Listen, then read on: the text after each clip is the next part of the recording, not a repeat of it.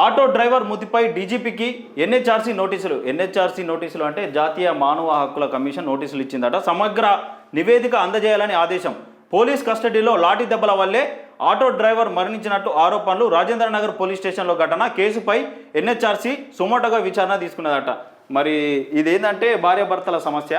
So police స్టేషన్కి వెళ్తే auto డ్రైవర్ను రబ్బర్ బెల్ట్తోని కొట్టిరట. ఆయన బయటకు వచ్చిన సార్. సో ఇది ఒకసారి పూర్తిగా చూద్దాం. ఎన్ని ఉంది? 13వ పేజీ. రాదు 13వ పేజీ ఒకసారి ఈడ కొట్టేసి నెంబర్ పడుతుంది కదా.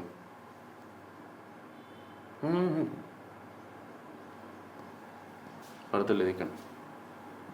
రాదు, ఇది ఒకటే పేజ్ డౌన్లోడ్ అయింది. సో చూస్తే అయిపోతుండే.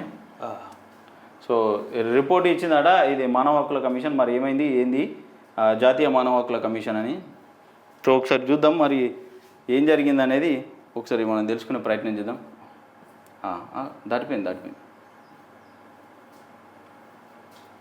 ఇంకోటి ఇంకా మీదికి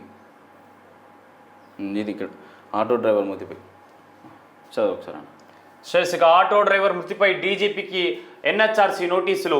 పోలీసు కస్టడీలో హింసకు గురై ఓ వ్యక్తి మరణించడాన్ని ఆరోపణలపై తెలంగాణ డీజీపీకి జాతీయ మానవ హక్కుల కమిషన్ నోటీసులు జారీ చేసింది.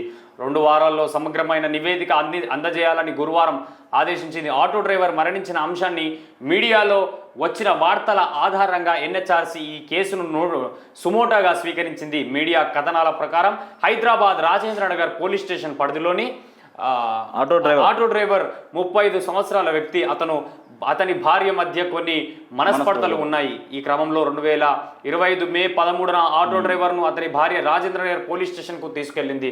దంపతులకు పోలీసులు కౌన్సిలింగ్ ఇచ్చారు. ఆ తర్వాత ఆటో డ్రైవర్ను ఓ గదిలోకి తీసుకెళ్లారు.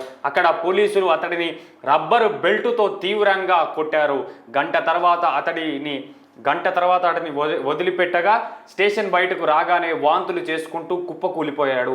అతడిని వెంటనే ఆసుపత్రికి తీసుకెళ్లగా అప్పటికే చనిపోయినట్లు వైద్యులు నిర్ధారించారు. ఈ కథనాలను పరిగణనలోకి తీసుకొని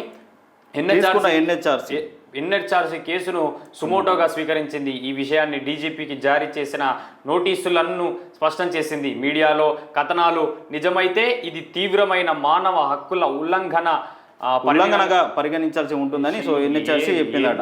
సో భార్యాభర్తల కొన్ని మనస్పర్ధలు కామన్ అవి. సో ఏదో ఒక విషయాలలో వస్తూ ఉంటాయి.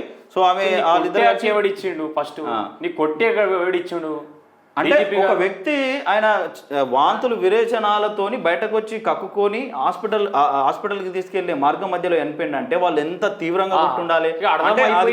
మరి అది చెప్పలేం. వార్త కథనాలు అట్లా వచ్చినాయట. మరి ఎంతవరకు నిజం అని చెప్పేసి జాతీయ మానవ హక్కుల కమిషన్ అడుగుతా ఉన్నది. లేఖ రాసింది. దాన్ని సుమోటోగా కేసుని స్వీకరించిందట. సో దారుణం అది పాపం.